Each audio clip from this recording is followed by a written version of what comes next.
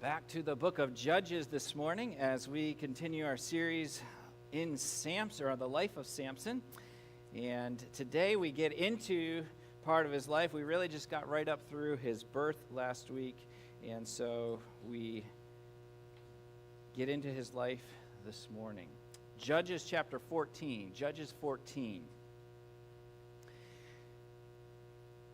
There is a man by the name of Bob that travels the country playing volleyball.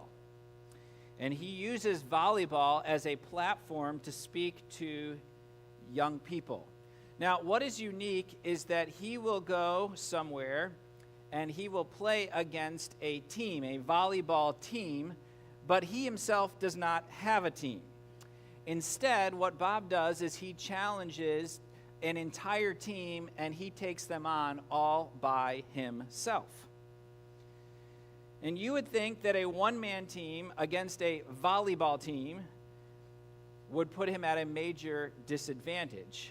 But actually, Bob wins a whole lot more than he loses. According to his website that I looked at this week, his current record is that he has 20,016 wins and he has 470 losses. And he does that because he speaks a message of beating the odds, and he talks about bullying in schools. He also talks about young people committing suicide. By the way, both of those are significant problems. And so he encourages the young people to do what is right and to stand against the grain and stand up for what is right, and that's part of why he plays all by himself. As a matter of fact, years ago, Bob was in our area, and I received a call about the possibility of playing against him. And I really don't remember what happened. This was quite a few years ago.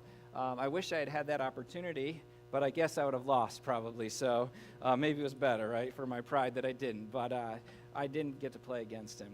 Well, I bring that up because Bob is a one-man show, and it's an intentional part of his message.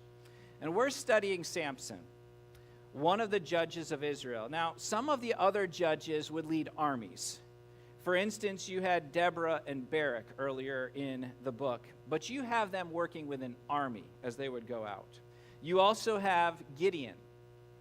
Now, Gideon started off with a big army, if you remember the story, and then God said, nope, that's too many, pare it down. And Gideon actually got down to a pretty small army. But even with 300 men around you, you're a long ways away from a one-man show. But when you come to Samson, there's no army. There's no army that he's leading and that he's working with. Instead, he is a one-man show. And when he had the strength of the Lord, he was victorious. And we see that in his life.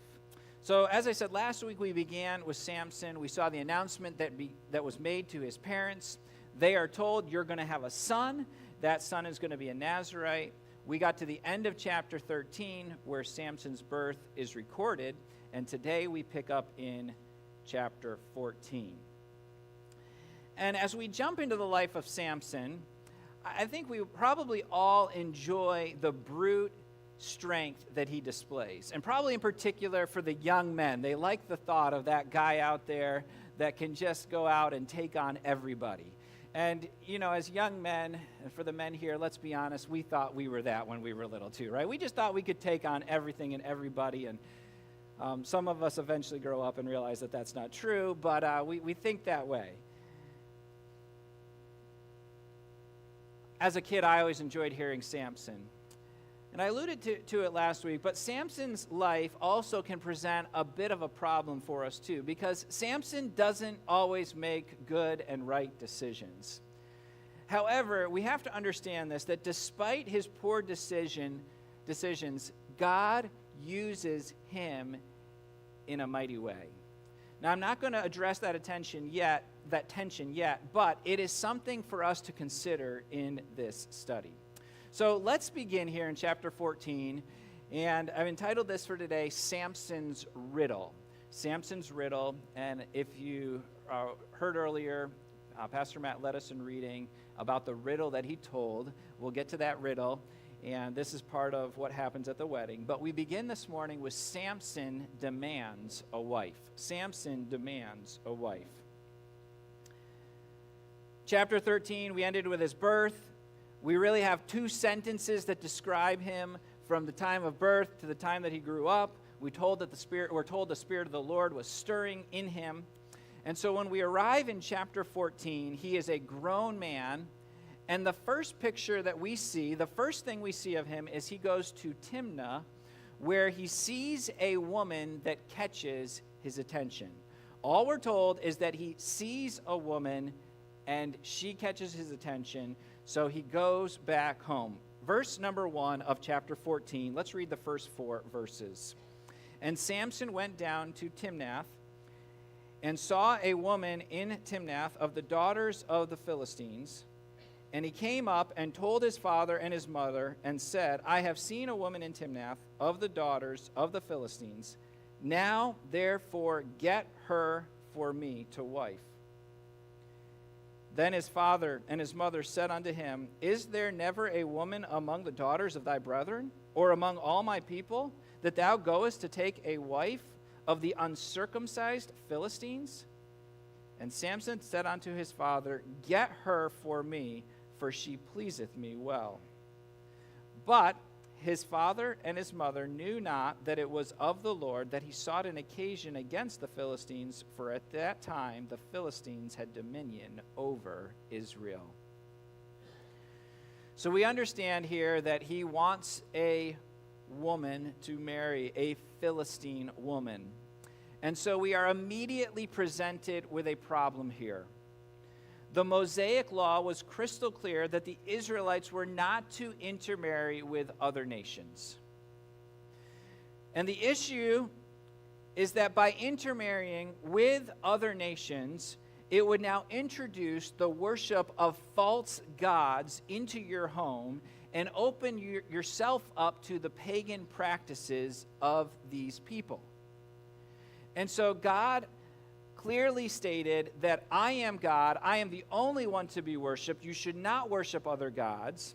And so he had forbidden marriage with these other nations, lest they now have that brought in, and you now raise your children in a home where other gods might be part of the worship of your spouse because of them being from another nation. So he had prohibited this. Samson goes home. Now, young people, children, this is not a model for you to follow, okay? So you young men, this is not the model for you to follow, okay? We're not going to talk about how you should handle it today, but this is not it, okay?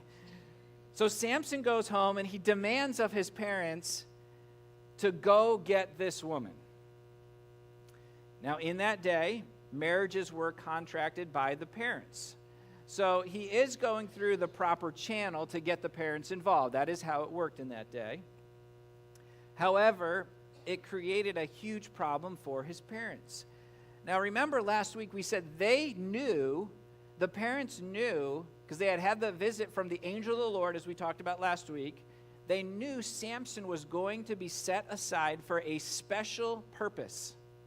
So they knew God had a plan for his life. They also knew the law of Moses. And we see that by the way he responds here. So Samson's father makes a suggestion here.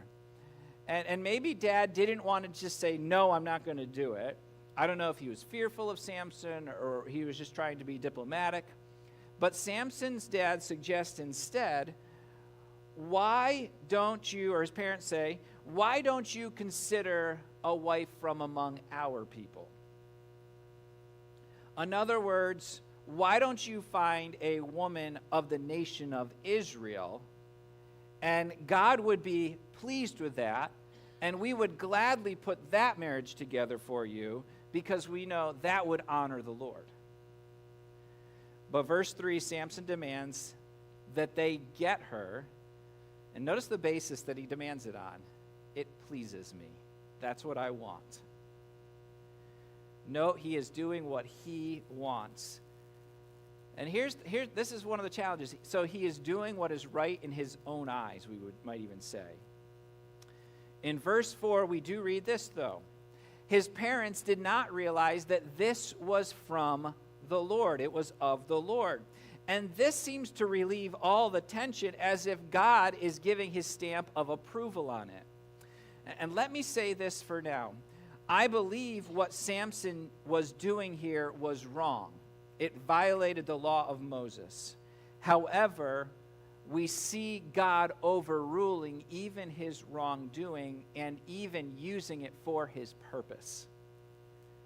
Now, that's a struggle to really think that all through. And that's a little bit mind-bending. But at this time, God's people are in bondage to the Philistines, and God would deliver them from the Philistines by using Samson. So again, it's challenging, but God in his sovereignty is going to work despite the wrongdoing of Samson to accomplish his purposes. So we have Samson demands a wife. Notice, secondly, for today, Samson's first display of brute strength. All right, for the young men, this is where it gets exciting, right? You're going to see Samson in his strength and what he does. And let's be honest, we all enjoy seeing this. But verse number 5 through 7. Then went Samson down, and his father and his mother, to Timnath, and came to the vineyards of Timnath, and behold, a young lion roared against him. And the Spirit of the Lord came mightily upon him, and he rent him as he would have rent a kid, and he had nothing in his hand, but he told not his father or his mother what he had done. And he went down and talked with the woman, and she pleased Samson well. So we are now in the middle of Samson getting a wife. His parents have apparently agreed to this. And then we have this little side story, all right? So one story is Samson is getting a wife, and now we have another story unfolding, and that's the story that we just read about. So they're on their way, and when we see this little story, we kind of think, what does this have to do with anything? And we're going to see how it all fits together, and if you know the story, you probably already understand this, but we see these two storylines unfolding. Samson goes with his dad, with his mom. They're on their way to Timnath in order to see about arranging this marriage. And what we understand here is that Samson had stepped away from his parents for a moment because his parents are not aware of what's happening or of this incident that happened. So Samson steps away. He is in a vineyard, and there in that vineyard, maybe he was getting something to eat or drink. That presents another problem with the Nazirite vow. I'm not even going to go there. But while he is there, a young lion comes after him roaring. Now, I don't know about you. It would be one thing if it was a squirrel, right? Okay. And even if it were a dog, okay, but I mean a lion. I have never been face to face with a lion unless it's been at a zoo where there's, clearly caged in, right? So they're on the other side. Maybe some that have been to Africa and have seen them in the wild, that's one thing, but to have a lion roaring after you, I would be scared to death, all right? And I imagine most of you would too. And we are told that as this lion comes after him, Samson has the power of the Lord, the Spirit of the Lord, come upon him, and he attacks this lion with his bare hands. Now, it would be one thing if he whipped out a sword, right? And he was able to be swift enough to get that sword into the lion and get to a vital organ and kill the lion. That would have been one thing. But the text is clear that he didn't have anything in his hands. His bare hands, he takes this lion, he attacks this lion, and he kills it there on the spot. He tears that lion, killing it.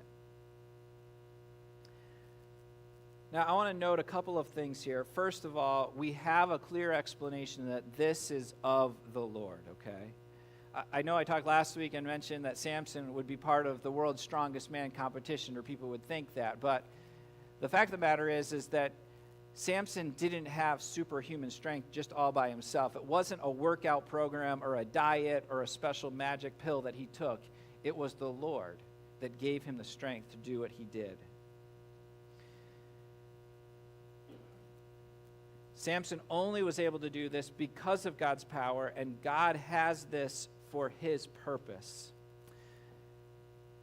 Another thing to understand is that this is the first display of Samson's superhuman, if I can put it, strength, this unusual strength. And I kind of wonder if this was the first time Samson knew that he could do something like that. Now, maybe he had previous displays. Maybe he had a clue that this was possible. I don't know. I don't know if just in the heat of the moment the lion came and he attacks out of defense, and then all of a sudden he realizes, I killed the lion. Where did that strength come from?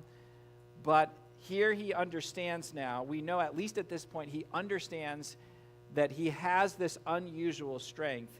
Whether he understood this was from God and God was going to use this yet, he at least gets a clue here that something was happening. Maybe this was God's way of showing him he will have extraordinary power. Something else. Notice that Samson does not tell his parents. Now, it seems like a minor detail right now, but he does not tell his parents. So that tells me that Samson must have come out of this fairly unharmed as well, right? I mean, if he came out with a lion claw all the way across his chest and his clothes were all torn, I'm guessing mom and dad would have had some questions, right?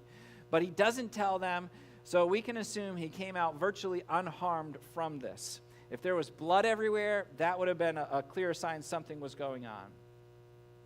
So he doesn't tell his parents. Verse 7 tells us that they continue this journey, and they go down, and Samson talks with this woman. Now, I made the point earlier to say Samson saw the woman. Now we're told Samson talks with the woman. It's a possibility here that Samson hadn't actually talked to her before. He had just merely seen her. And he was drawn away by her beauty and desired her for that. And now he has the chance to actually talk with her. Again, that's not clearly spelled out here, but the way the text puts it would lead us to believe that's a possibility here. Now he talks with her. She pleases him. And so Samson's parents came along here, and we assume, although not told us either, that arrangements for this marriage began. And due to what we read next, Samson and his parents, after this meeting, go back to home. Next, let's notice that Samson returns to be married. All right, so Samson had gone down and he'd seen her. He had gone down on the second trip where he attacked the lion, or the lion attacked him, and now, so this would be his third trip down. So Samson returns to be married. Pastor Matt read us in this text earlier, so we've read it already. But in this time, Samson returns with his parents, and he now returns in order to take his wife. It is time for them to be married. And as he's going down, for whatever reason, As he passes by the spot where he had killed the lion, he decides, hey, let me go see this lion. Now, he walks in there, and he sees the lion. We are not told how long it has been since he had killed the lion. But we do get some indication based off of what we read here. We're told that the carcass of the lion is still there. We are also told that a swarm of bees had come in and taken up residence inside the lion. And we are also told that there is now honey there. So from all of this, we can guess that that means the lion has been dead long enough that probably the body had decayed, been eaten, and had dried up. It's unlikely that the bees would have made their home in a body that was still rotting and a lot of flesh there. Much more likely that they would have waited till it was bones and mostly dried up. The carcass was dried up. Then you also have to calculate the time for the bees to take up residence in there, go to work, and produce honey. Now, bees, we call them worker bees, and they do work hard.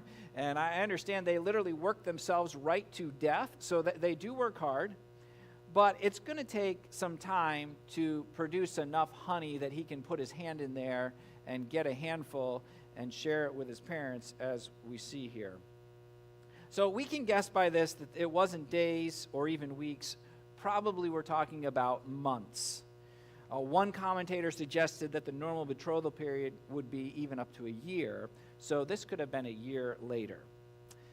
So we don't know. We can surmise a little bit there. The exact timing isn't important, but what is significant is what he found. What he finds is honey in the lion. And again, this is that other story that's unfolding, right? We have him getting married. We have this other story unfolding. We don't see how they're going to come together yet, but they will.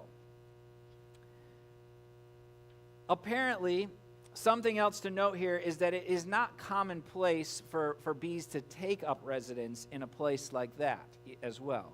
So bees nowadays like to take up residence in homes sometimes, right? Maybe you have experienced that, where they take up a residence inside your house, and that's not good in the walls. But this wasn't a common place, so it would help with the riddle later. Like before, Samson went off on his own. So when he came back to see the lion, he went off on his own. His parents aren't aware. He gets some honey, he eats some of it, and he even offers it to his parents.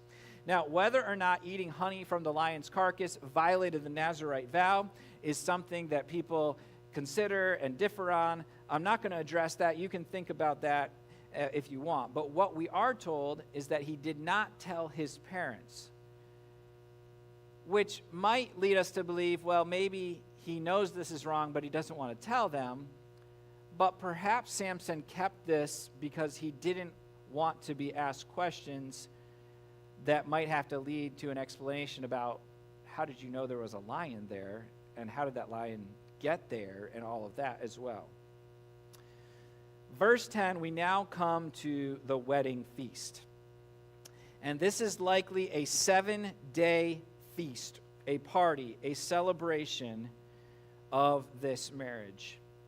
And so we understand here in this wedding feast, Samson and this woman get married, and they are celebrating. The feast likely involves drinking, probably drinking wine, which he should not have had.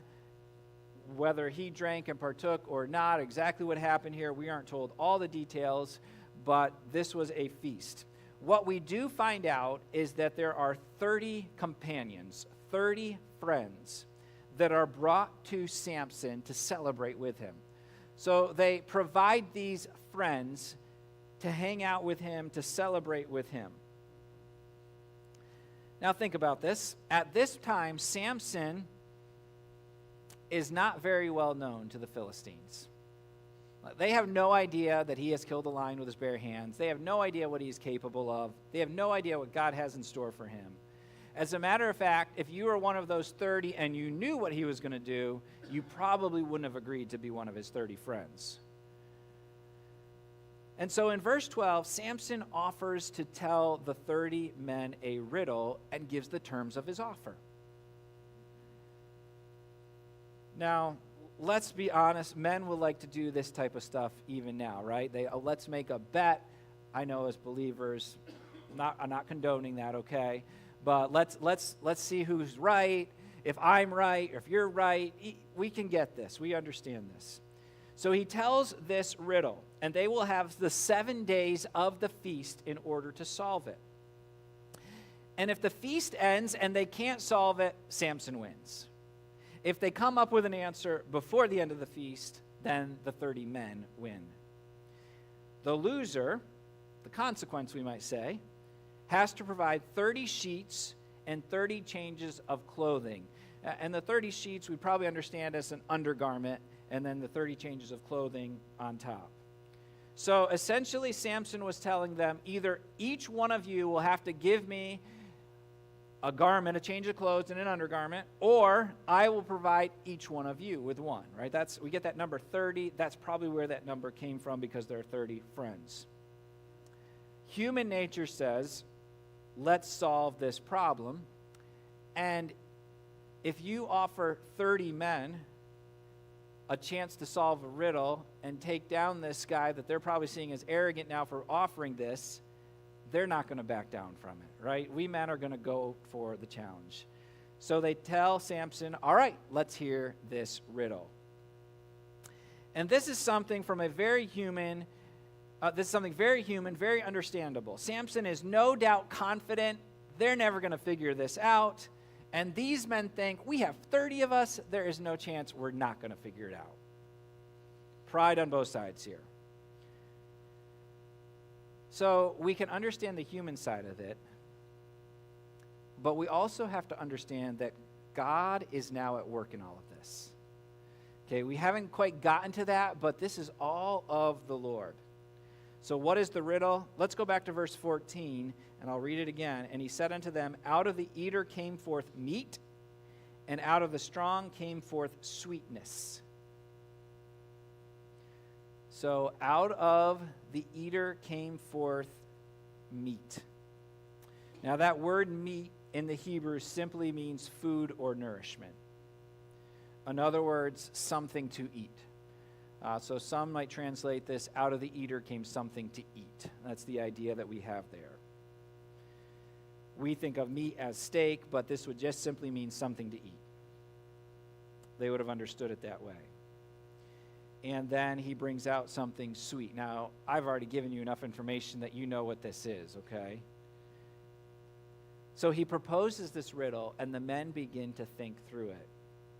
And I just imagine if you walked around at that wedding feast, you have these pocket of men, and they're over there discussing it, and they're comparing notes, and they're working through all this, trying to figure it out. I also imagine that they went to Samson and tried to get a few more clues. Samson, could you just give us a little bit, maybe one hint? Did you mean by, you can imagine them trying to get some answers out of him. And the end of verse 14 says, in 3 days they could not solve it. 3 days they could not solve it. Before we look at what happens, I want to tie this together, because if you recall, I said we have these two different storylines. Samson hasn't told anyone about the lion, so that's unknown. But if you put up the chart here, Eli, this kind of shows how the two storylines are playing together. And that may be a little bit small, but you have plot A and plot B, and you can see how they come together. So plot A is that Samson desires the woman. His parents acquiesce to that. Samson meets the young woman and prepares to marry her. Then Samson prepares the wedding feast, and that takes us to the bottom where Samson proposes his riddle. Now, the other storyline is that Samson comes to the vineyard, he kills a lion, he then scrapes honey from the lion's carcass and gives it to his parents, and now you can see how the two storylines intersect here. So I just put that up so you can see how these storylines come together as we now get to verse 15 and following. So notice next, Samson's riddle revealed. Verse 15. And it came to pass on the 7th day that they said unto Samson's wife, Entice thy husband that he may declare unto us the riddle, lest we burn thee and thy father's house with fire. Have ye called us to take that we have? Is it not so? Verse 16, and Samson's wife wept before him and said, Thou dost but hate me, and lovest me not. Thou hast put forth a riddle unto the children of my people, and hast not told it me. And he said unto her, Behold, I have not told it my father nor my mother, and shall I tell it thee?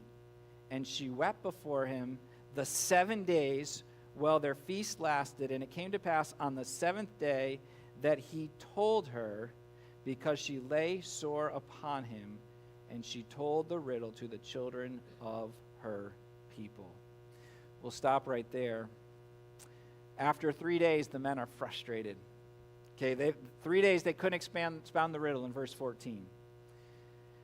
Now, when it comes to verse 15, I don't know if you caught this, but it says on the 7th day.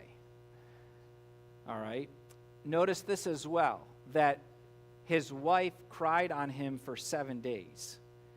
So what we see here is that the riddle was told on day 1. After 3 days, they go to the wife. Now, some of you, if you are holding another translation, may actually read the 4th day. Now, put this next slide up, Eli. Let me show you the difference, as I understand it in the Hebrew, between the 4th day and the 7th day is whether or not you use one letter or the other letter, okay? That's the difference between the 4th and the 7th, all right? So this is where translation can get really difficult, and it would be very easy to look at those letters, and for us that don't know Hebrew, not even be able to tell the difference really. That's the difference between whether it's the 4th or the 7th day. Based off of the context here, I think that it's probably the 4th day, okay? And I just tell you that to explain that to you here, and I hope that doesn't cause any problem. We can talk more about it, but I think really what we are on is the 4th day. That makes sense here. So on day 4, they go to his wife, and they say, Entice your husband. Help us to get the answer of this riddle. And by the way, if you don't give us the answer, there will be consequences. So Samson's wife is put in a tough spot here because they are going to burn her and your father's house, is what they are told. So these aren't nice guys, right? Samson didn't get the 30th friendliest guys from the Philistines to be his friends. Well, verse 16, Samson's wife pours it on thick, right? And now, to be fair, she's under a lot of pressure, right? But she pours it on thick. I am sure no wife here has ever resorted to anything remotely close to this, right? No, never used this. You're probably all shocked to read that she would do something like this as well. But she claims, I am hated and not loved. And he responds by explaining that he has not even told my parents. I haven't even told my parents.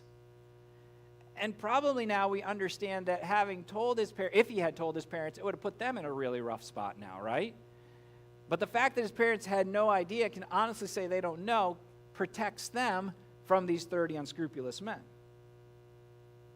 Now, I wonder if Samson's parents remember the honey that they were given and think, I wonder if that has something to do with it. We don't know. On day 7, in verse 17 there, she pulls out all the stops. The phrase lay sore upon him is the idea of to pester or to persistently prod someone verbally to the point of annoyance.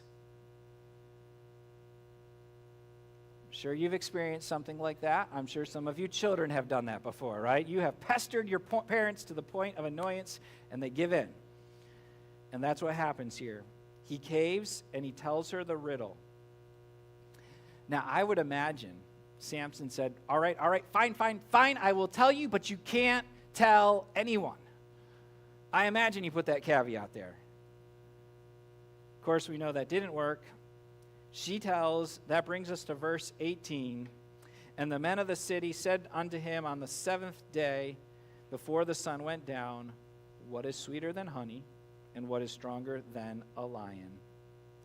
And he said unto them, if ye had not plowed with my heifer, ye had not found out my riddle. They cheated, but they got the answer. And we already knew the answer because we knew the story about the lion being killed and the honey that was there. And that's where he got the riddle from. And the response Samson gives to the men shows that he is annoyed. And maybe that's not even strong enough. Angry, furious. And we're going to see that in a moment. And he says, there is no way you would have solved that if you had not asked my wife. But instead, he uses a farming analogy here. The way he describes his wife is not the most kind description here. A heifer is a female calf. Plowed is the idea of to break up ground. The statement was a statement of ridicule toward her and showed his great displeasure. And by the way, men, don't ever respond or refer to your wife as a heifer, okay? Don't even come to me for help at that point, all right? Because you're beyond help at that point, okay? Now, I say that humorously, but the point was he was absolutely angry, and this was a statement of ridicule towards her. But it was the way that they got the answer. And so now, part of the deal, Samson owes 30 sheets and 30 changes of clothing. So what does he do? We close out with this morning, Samson's response to all of this, verses 19 and 20. Verse 19, and the Spirit of the Lord came upon him, and he went down to Ashkelon and slew 30 men of them, and took their spoil, and gave change of garments unto them, which expounded the riddle. And his anger was kindled, and he went up to his father's house. We see the Spirit of the Lord comes upon him here.